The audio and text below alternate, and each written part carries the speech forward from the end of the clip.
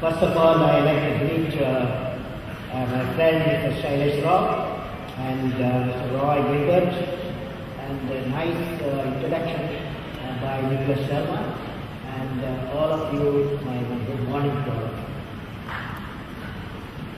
you. Friends, when I am here, I ask myself why I am here. You know, up to 25th July, I was the president of India. A lot of people were working with me. I had a beautiful studio. I can communicate from anywhere in the world. Any university I can talk to them. It's a fantastic day. So hundreds of people were working with me. Suddenly I found on 26th July,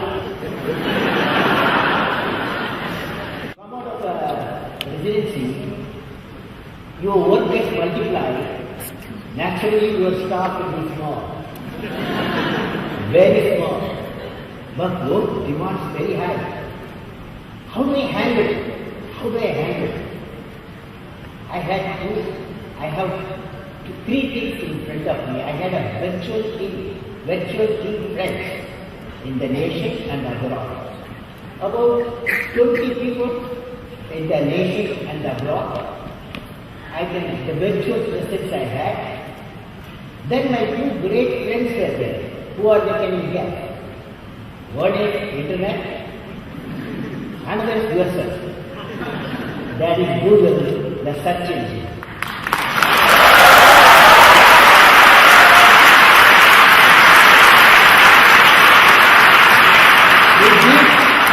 With these two great facilitator, internet and the search engine Google, and I form a virtual team. Actually, my work efficiency increased, my output was increased. Okay? Friends, I believe, before that, what is the message I want to give? I understand you are all young guys and young girls. And I want to remember one thing, a beautiful statement which elevates me, which I want to share with you before I get into my lecture. When you wish upon a star, can you repeat? When you wish upon a star, makes no difference who you are, anything your heart desires will come to you.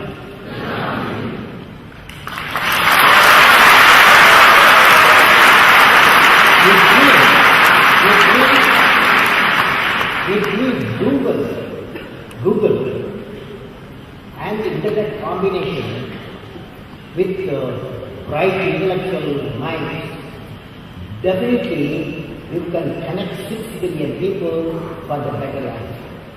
That is the mission you must aim at. 6 billion people, that is a planetary population. You should not think of only a nation or the nation, but you must see how the planet Earth can be connected with information, quality information, that will reinforce education, they will reinforce skill, they will empower the people. This is what the mission of Google, Internet together must think of. I am indeed delighted to participate in the annual Google India conference in the city of Hyderabad. The theme of the conference is Be the Change, my favorite subject, Be the Change. This is most appropriate since India is in the process of transforming itself into a developed nation, economically developed nation before 2020. And the world has multiple challenges. My greetings to Sri Shailesh Rao, Managing Director of India, Mr. Roy Gilbert, and the thought leaders of Google India and the world.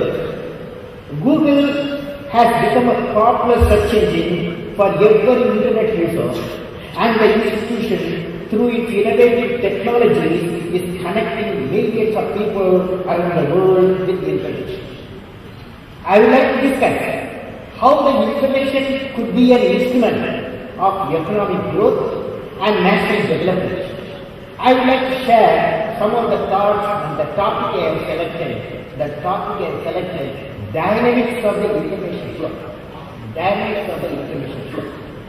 Since I am in the midst of team members who are looking upon new ways of thinking and resulting action, I would like to discuss the most important ingredient that will enable us to realize organizational and national goals. Creative leadership is the most important ingredient which I would like to define based on my personal experience. What is creative leadership? Every one of you assembled about 1,000 members of Google. Can you become a creative leader? What is the specification of a creative leader?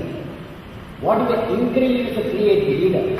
I have worked with 3 great creative leaders. So I am going to identify what are the characteristics of creative leader. You can see in my PowerPoint also. You look at yourself. You look at where you are. When I say each character, for example, first one, your creative leader characteristics are 1. Every action of the leader should be transparent. Very tough. Every action of the leader should be transparent. In our country, we can think of only Mahatma Gandhi. He wrote the what's called experiment with the truth, beautiful book. So every action of the leader should be transparent. The next one, leader must have a courage to take decisions. How do we have to take decisions? Leader must have a courage to take decisions. That's Sardar Patel. We had a home minister. One day he took a decision. He abolished all the small kingdoms in the country and brought one single country. Third one, leader must be able to travel into an unexplored part, the noble of Sir C.V. Raman. He did that. The leader must have the vision for the organization. Professor Vikram Sarabhai, he visioned that India should have a space research program, and he established that one, and the DRC vision has been realized now. The leader must know how to manage success and failure. You can easily manage success. For example, the success very easily you can manage. But failure, one of my missions in satellite launch mission, when I failed, how to manage the failure? It's a big challenge for me. Then at that time, about 5 morning, we launched SIP3, and after thousands of people working, and the satellite launch vehicle, instead of putting the satellite in the orbit, it goes to Bay of Bengal. How do you manage this failure? So that challenge, the time for the Satish Dhawan took me to the press conference. The press conference. He said, I am going to handle the press conference. He did. He said, I was asked a lot of questions. How can you put so many crores of people in Bay of Bengal? But he said, Dhawan said, even though I am not the research director, project director, he took the responsibility of failing, and he said, I am going to give more scientists, more experiences, more equipment, and I think that next year we will succeed. Next year, when we succeeded, he was not there for press conference. He asked me to run the press conference. What does it mean? What does it mean? Then failure management done by the chief of the organization.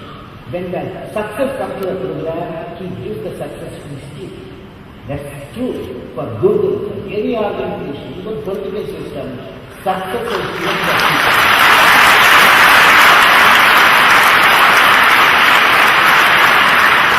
Like next one, leaders have a nobility in management.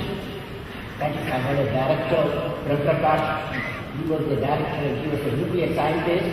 Leaders should have a nobility in management. Is it possible? Management nobility? But he did. You will see in my website. Now let me take up the creativity. Let us study the creativity in a knowledge society. Let us study the creativity in a knowledge society we have to make innovation continuously. Innovation comes from creativity. Creativity comes from beautiful minds. Creativity comes from beautiful minds. It can be anywhere and any part of the world. It may start from a fisherman hamlet, or a farmer's household, or a dairy farm, or a cattle breeding center, or it emanates from classrooms, or laboratories, or industries, or R&D centers, or Google centers. Creativity has got multi-dimensions like invention, discoveries, and innovations. Creative mind has the ability to imagine or invent something new by combining, changing, or reapplying existing ideas. Creative person has an attitude to accept the change and newness, a willingness to play with ideas and possibilities, a flexibility of output, a habit of enjoying good while looking for ways to improve. Google is born out of creativity. Fiber optic system is born out of creativity. Internet 1 and 2 is born out of creativity and Google.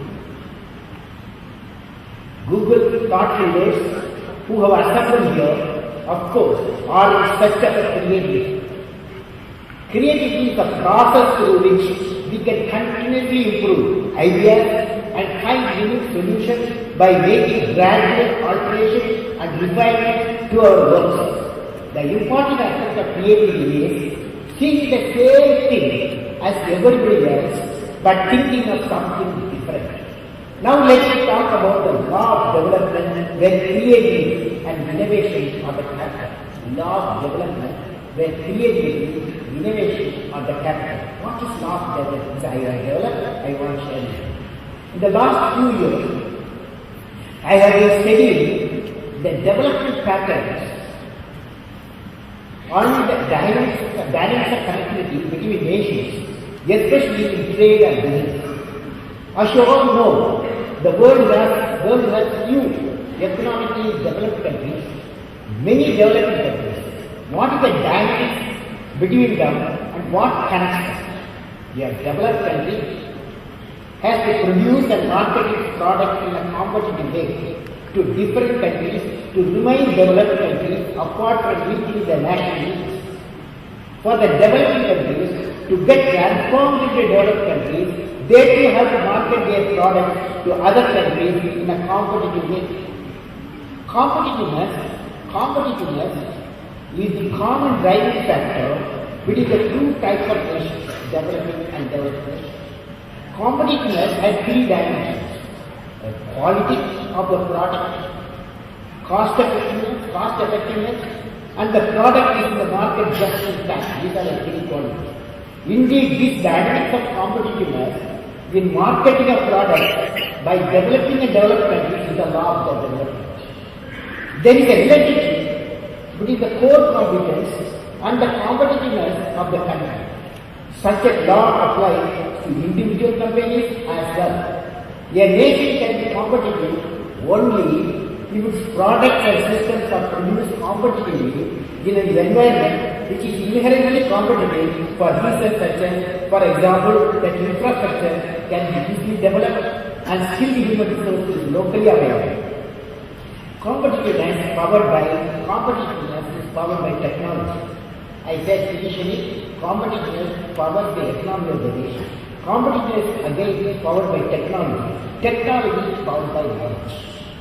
Now technology is the non-linear tool available to humanity which can affect the fundamental changes in the ground rules of the economic competitiveness. Science is linked to, you see my PowerPoint, science is linked to the technology. Science is linked to technology through applications. Technology is linked to economy and the environment through manufacture of knowledge products. The economy and the environment are linked to technology which promotes prosperity to society.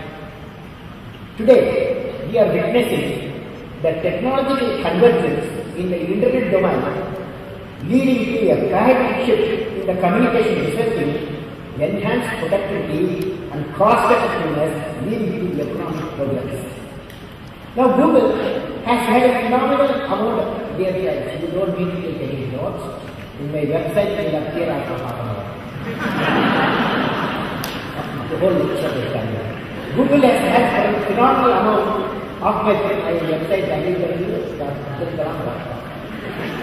Google has had a phenomenal amount of progress in the paradigm of internet and made your name synonymous with internet search engine. I appreciate and congratulate as the founders, Sergey Brin and Larry Page. I think I met both of them last year for their innovative and creative vision in creating the Google search engine and given the multi-dimensional web. Certainly, Google has contributed a big way for IT convergence in the internet domain, which has resulted in maximizing the employee productivity, increasing application availability, improving business continuity, and reducing the cost. This is your companies it has done. Now let me see what transformation will take place. The combination of Internet 2 and Web 2.0. The world is moving towards Internet 2 applications. Internet 2 applications require advanced networks. That is, these applications will not run across commercial internet connections. Internet 2 applications require enhanced networking functionality such as high bandwidth, low latency delay, or multicast not available on our commercial internet connections. Internet 2 is about everything we do in the higher education. Therefore, we encourage and support the application development in all disciplines from the science to arts and humanities. Whether you are in the classroom, the laboratory, the library, or the dorm, you should be able to access internet applications that provide benefits. This will ultimately require equal access to the entire education system beyond just lectures and the lecturers. Today, the emerging Web 2.0 provides network as a platform for computing, as you know, allowing users to run software applications entirely through a browser. User can own the data and web user site and exercise control over the data. This stands in sharp contrast to traditional websites which limit visitors to viewing and whose content can only be modified by the site's owner. Hence, Internet 2 and Web 2.0 is bringing convergence in IT, Internet Protocol, and redefining the entire computing paradigm in the world from desktop computing to web-based computing. Hence, the desktop platform has been getting redefined with the network as a platform for computing communication in the changing future year. Your team, your people who have met here, you are assembled here to discuss this aspect, how this combination will make change to the world. The challenge is not the technology alone, but how the application services are facilitated or delivered to the people as per their requirements, rather than only making it available on the web and can be easily accessible to the people in their own languages. Also, the challenge for the ICT industry is on the following. ICT industry, what are the challenges? You are connected with that. Number one, how to build the capacity among the people, government, institutions to accept the new Internet 2 paradigm and its relevance in the new paradigm of the way of living, the way of learning, the way of trading and business, the way of socializing and the way of governance. Number two, creating appropriate local content in their own languages, hosting the content, searching the content, and enabling the multilingual collaboration among them to bring economic prosperity in the particular region. When you are in India, it is very important. Appropriate policy changes in authentication, security, intellectual property rights, strict policies and implementation mechanisms for preventing social abuse in the social network sites and the upgradation to derive the benefit innovation. Innovation brings transformation. Capacity building ensures its sustainability of the transformation. We should strive for both and work in synergy. Today in this context, let me explain one scenario. Let me explain carefully.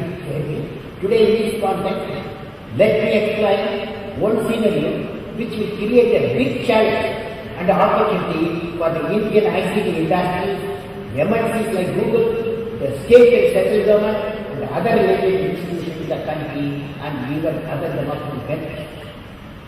What's the typical? It's a typical scenario for e-governance. I am going to give you a typical scenario for e-governance. Web-based, unified communication tools and collaborative applications can bring people and content together to solve problems, reduce costs, and shorten time needed to complete tasks, allowing employees to work in a remote environment as though they were in office. I will read that now. Here I visualize an election scenario. Here I visualize an election scenario in India where a candidate files a nomination from a particular constituency. Immediately, the election officer verifies her authenticity from the National Citizen ID database through multi-factor authentication through a multi-purpose citizen ID card. The education credentials of the candidate come from the university records. The candidate track record of employment comes from various employers with whom the candidate has worked. His or her income and wealth resources come from income tax department and other sources. Candidate property record comes from the registration of land authorities across the country. Candidate credit history comes from the various credit institutions like banks. Candidate civic consciousness and citizen behavior comes from the police crime record. Candidates' legal track records come from the judicial system. All the details arrive at the computer terminal of the election officer within a few seconds, automatically by the act of e-government software agents which travel across the various states and central government websites directories to the network grid and collects the information automatically and presents the fact in real time without any bias. Artificial intelligence software. Wherever you are, you promote this. Many countries can promote. I wish you all the best. Artificial intelligence software analyze the credentials of the candidate, gives a rating and how successful, gives a rating how the candidate is successful, he or she as a politician. The election officer sitting on the remote block of the country decides on the spot and the election process starts. All the voters vote from their home to virtual polling booths. This is all my dream.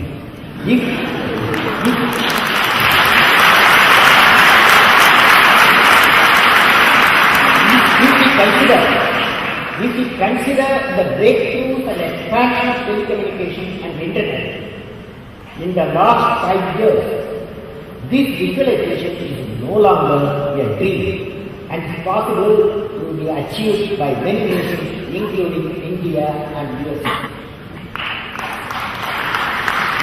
But to establish a system, what I have visualized, we need a high bandwidth broadband connectivity and the relevant interoperable software application across the many government departments such as state and district administration, election commission, university, bank, polio department, insurance company, etc. This scenario requires a vertical and a horizontal e-governance grid established across the various institutions and the government. Hence, you can draw information and feed information from the grid for seamless flow of data to achieve the goal of good governance. Google, with its core competence in search engines, would definitely be able to find an innovative solution in association with Indian ICT industry and institution and government for searching the multiple portals in an organized environment provide the required information within a second and click on the mouse. Now friends, I believe empowerment is possible through connectivity. The total land area of India, since you are looking in India, better you know, the total land area of India around 3.3 million square kilometers, with 7,000 kilometers of coastline. The entire area is spread with deserts, hilltops, mountains, seashore, islands, valleys and plains. 70% of life in 70% of people live in 600,000 villages. That's your business now. You have to start the business to 600,000 villages. We are in the process of societal transformation towards sustainable development for our growth. This we propose to realize in a time-bound manner by promoting a knowledge society for empowering the entire nation. Electronic and knowledge connectivity is the key to realize this goal. Connecting a billion people gives multiple challenges. Connecting a billion people gives multiple challenges. Now I would like to discuss about the societal transformation to the establishment of societal grid connectivity model, because Google has to get involved in such a great mission. What is societal grid? In the proposed model, you can see my friend diagram. In the proposed model, the interconnectivity among the three sectors of the economy is brought about by four grids called societal grid. Namely, knowledge, societal grid has got four grids. That is knowledge grid, health grid, e-commerce grid, and the rural grid. Each grid is a system of multiple portals. This system of grid will bring prosperity to 700 million, 70% of the people in the rural areas and 300 million plus people in the urban area. Most of the multinationals, most of the industries, when they come to India, even our own industry, they lock up the urban area, create a new people. But if you want a great business, your successful business, your business should be towards 700 million people, how will connect? Connectivity is your business and my business. So friends, in the process we ensure that the life of 220 million people, that is 22% of the people, are transformed. First, let me discuss about the knowledge grid. What is knowledge grid? I will say in a few sentences with the time grid. The endeavor is indeed, knowledge grid, the endeavor is indeed to build and transform information society into a knowledge society. The knowledge society will be a society producing, marketing, producing products and services that are rich in both explicit and tacit knowledge, thus creating value of the product for national and international consumption. In the knowledge economy, the objective of society changes from fulfilling the basic needs of all-round development to empowerment. The education system, instead of going by textbook, teaching will be promoted by creating interactive self-learning, formal and informal, focus on values, merit and quality. The workers, there is a knowledge society. The workers, instead of being skilled, are skilled to be knowledgeable, self-empowered and flexibly skilled. We have rich knowledge institutions, but we have to add this connectivity. This connectivity today is technologically possible, but would need creation of high bandwidth reliable network infrastructure to the extent of minimum 10 gigabits per second all through the country to provide uniform access to knowledge in different regions, leading to the creation of a knowledge. Connecting 5,000 higher education and research institutions across the country is in the offing. You can be a part. Now I would like to discuss the establishment of the next network grid across the country, namely healthcare. The mission of telemedicine, the healthcare grid, is gaining a momentum and will spread all the equipped primary health centers in the country, medical colleges and research institutions, connectivity with 35 urban super specialty hospitals with 165 totally located healthcare centers has been established through Indian Space Research Organization, telemedicine grid they have. This will enable unique case study and the experience to be exchanged with the super specialty to the health history. Next week, now I am going to talk to you next week is the e-governance bill. It's a very another important bill. Good governance bill is being reorganized as an important goal by many countries across the world. They have taken up specific initiative for open and transparent governance. Freedom of information is being redefined and supported by detailed guidelines.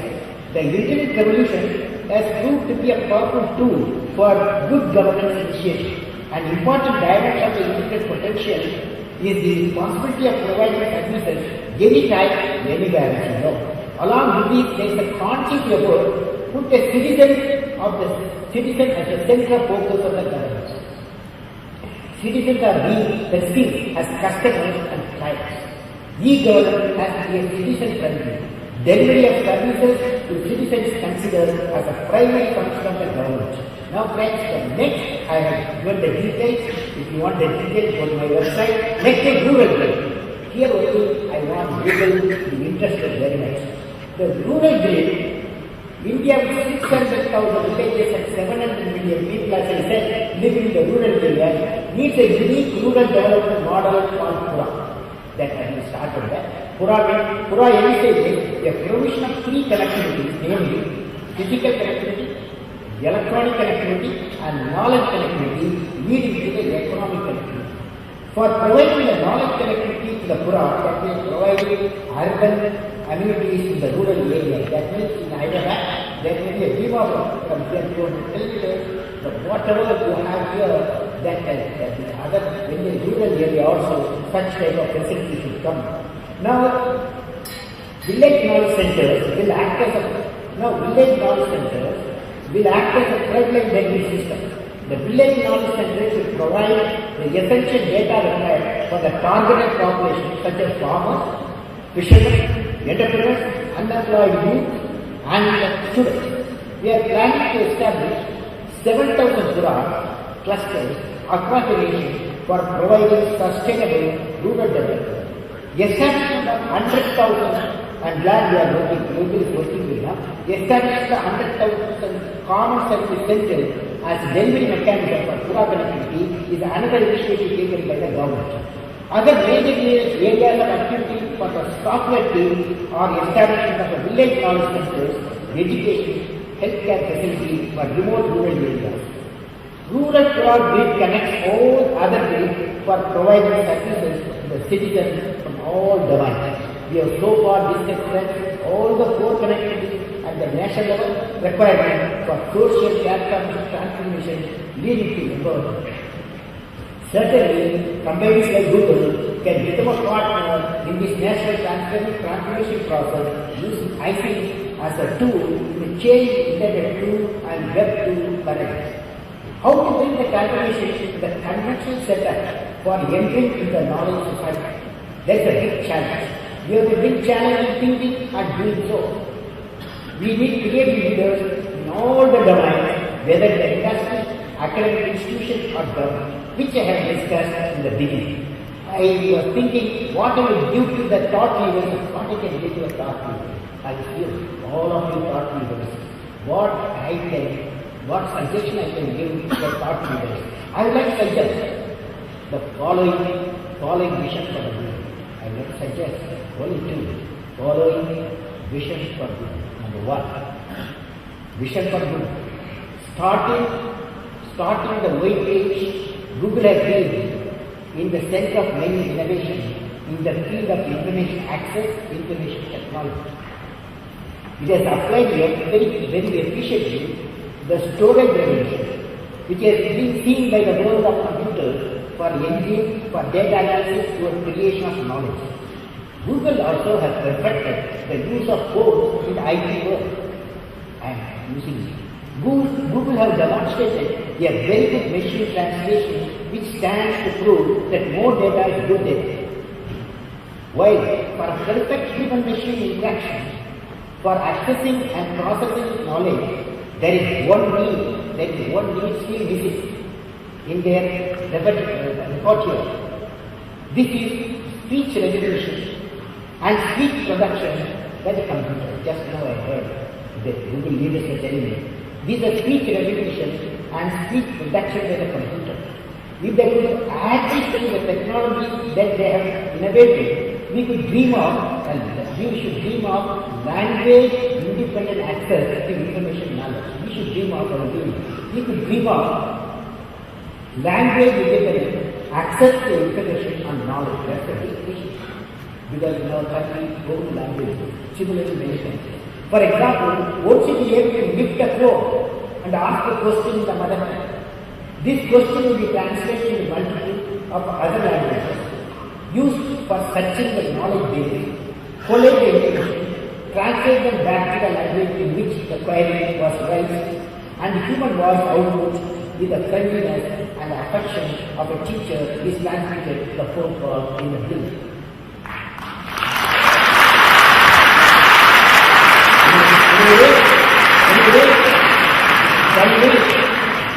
I think change leaders should discuss how to do it.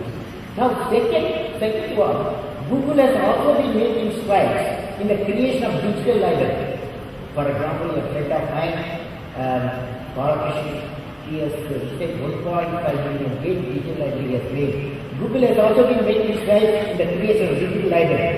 However, it is important if Google could use its influence to create a library for the science and engineering students of the developing countries at the graduate, postgraduate level, so that any student in any part of the world would have the same access to the information.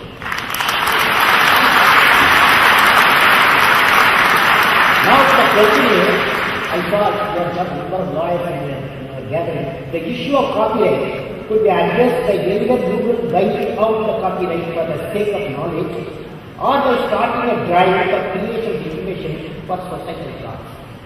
Now I have to conclude my lecture. Now friends, how to conclude?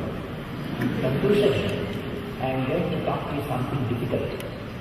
But you don't need to give me an answer. But you are going to have a full-day session.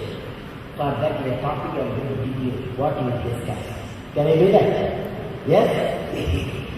Google has done many innovations in information system for knowledge sharing in different forms. What you do is,